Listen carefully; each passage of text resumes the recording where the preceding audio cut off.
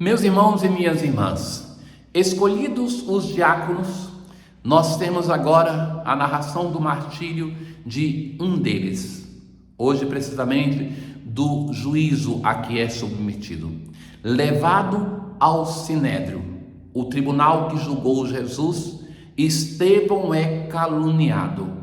Inventam mentiras para que ele seja levado à morte, como aconteceu com o nosso mestre, com o mestre de Estevão. E se vai falar da beleza deste homem, da sua santidade, que tem o rosto como de um anjo, impassível diante dessa situação, e nós vamos ter esta belíssima narração de um martírio, daquele que era escolhido para acudir às viúvas gregas, mas que cumpre o seu papel como cada cristão deve cumprir, aquele de oportunamente e inoportuna anunciar a palavra de Deus, quando então ele teve a possibilidade. Na antífona de hoje, ressuscitou o bom pastor, que deu a vida por suas ovelhas e quis morrer pelo rebanho. Dos Atos dos Apóstolos, capítulo 6, vai assim descrever Estevão. Estevão, cheio de graça e de poder, fazia prodígios e grandes coisas entre o povo. Mas alguns membros da chamada sinagoga dos libertos começaram então a discutir e não podiam resistir, porque Estevão é um homem capaz. Então, já antes se apresentava Estevão como um homem cheio do Espírito Santo e de fé. E isso vai fazer com que seus opositores, tantos, não resistam. E na sinagoga, eles combatem Estevão, mas Estevão os vence com a sua palavra, com a sua sabedoria. Porém, não conseguiram resistir à sabedoria. Então subornaram alguns indivíduos que disseram: ouvimos este homem dizer blasfêmias contra Moisés e contra Deus. Então, o processo se baseia em uma mentira. Eles têm que subornar, têm que, assim como acontece em relação a Jesus, vai acontecer em relação a Estevão. Desse modo, incitaram o povo, e Estevão é conduzido ao Sinédrio. Aí apresentaram falsas testemunhas, que já é ligeiramente diferente daquilo que é o suborno original. Este homem não cessa de falar contra este lugar santo e contra a lei. E nós ouvimos afirmar que Jesus Nazareno ia destruir este lugar, ia mudar os costumes que Moisés nos transmitiu. É uma referência ao templo. Jesus vai falar do templo do seu corpo, falando sobre esse templo que pode ser destruído, que em 3 dias ele vai reerguer. Eles entendem que é o templo de Jerusalém. Tem um mal entendido desde quando Jesus vai falar sobre isso. Estevão provavelmente vai anunciar Jesus e vai usar expressões de Jesus, mas não vai dizer aquelas calúnias que eles estão colocando na boca do diácono. Todos estavam sentados no sinédrio e tinham os olhos fixos em Estevão.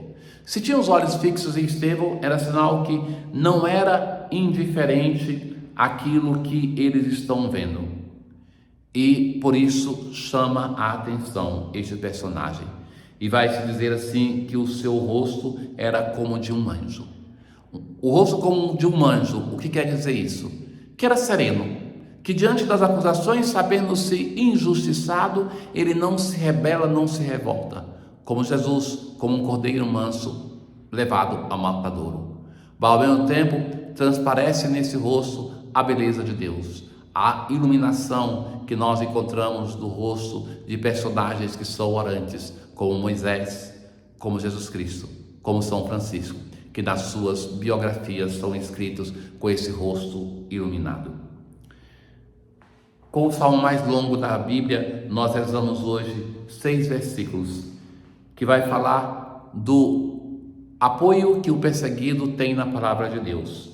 Que os poderosos reunidos me condenem, o que me importa é o vosso julgamento. Eu vos narrei a minha sorte e me atendestes, ensinai-me, ó Senhor, vossa vontade. Escolhi seguir a trilha da verdade, diante de mim eu coloquei vossos preceitos. Na aclamação ao Evangelho de hoje, o homem não vive somente de pão, mas de toda a palavra da boca de Deus. Depois de Jesus ter feito o milagre do pão para uma multidão de 5.000 homens, sem contar mulheres e crianças, nós temos aquela narração do milagre de ontem, de anteontem, do sábado, que Jesus caminha sobre as águas, só os apóstolos que veio. E agora nós temos uma intercessão, que é aquele momento que a multidão começa a procurar Jesus, até encontrá-lo. E Jesus vai estar na sinagoga de Cafarnaum. E ali então se vai desenrolar o restante deste capítulo, no longo discurso da sinagoga. Então, os 5.000 homens viram seus discípulos andando sobre o mar, depois que Jesus saciara os 5.000 homens e os discípulos viram Jesus caminhando sobre o mar. No dia seguinte, a multidão que tinha ficado do outro lado do mar constatou que Jesus havia só uma barca e que Jesus não tinha subido nessa barca. E eles começam então a procurar Jesus. Subiram na barca e foram então para o outro lado, para Cafarnaum, aonde Jesus estava. Cafarnaum é o único lugar, junto com Caná, que o quarto evangelho narra a presença de Jesus na Galileia. Quando encontram Jesus, eles vão dizer assim: Rabi, quando chegaste aqui? E a resposta de Jesus: em verdade, eu vos digo, estáis me procurando não porque vistes sinais, mas porque comestes pão e ficastes satisfeitos. Jesus é um homem maduro que não se ilude com a plateia. Aquela multidão que o busca, e eles já sabem que estão buscando, não porque entenderam o pão como um sinal de que Jesus é o pão da vida, mas porque querem se fartar. Esforçai-vos não pelo alimento que se perde, mas pelo alimento que permanece até a vida eterna e que o Filho do Homem vos dará. O Filho do Homem é Jesus e ele pode dar mais do que um pão material. Depois do milagre, Jesus começa o discurso dizendo assim: atenção, não só de pão vive o homem. Estejam atentos. O desejo dos bens materiais é uma armadilha no nosso caminho de fé. Nós vamos depositando neles, sobretudo no alimento, o nosso desejo de possuir, e que se torna um desejo egoísta de posse, que esquece do irmão.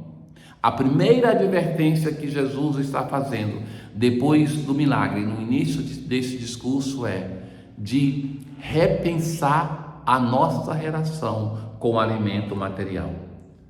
Pois este é quem o Pai marcou com seu selo.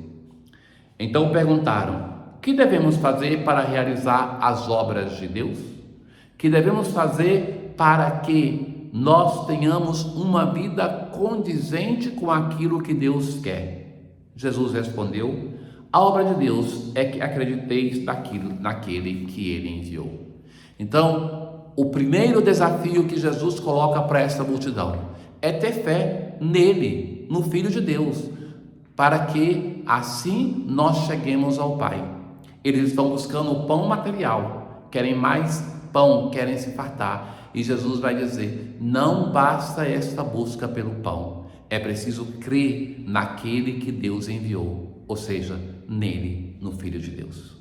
O discurso vai se desenvolver e vai Jesus alertando sobre as diversas dimensões do pão. É um belíssimo percurso de conversão que hoje nos alerta sobre 2 pontos essenciais. Não devemos ficar buscando todo o tempo o pão material.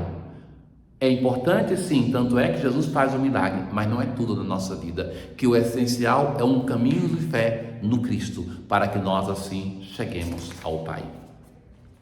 Na oração de hoje: ó Deus, vós que mostrais a luz da verdade aos que erram, para que possam voltar ao bom caminho, concedei a todos os que se gloriam da vocação cristã, rejeitam o que se opõe a este nome e abracem quanto possa honrá-lo. Tenham todos um bom dia. O Senhor esteja convosco, Ele está no meio de nós.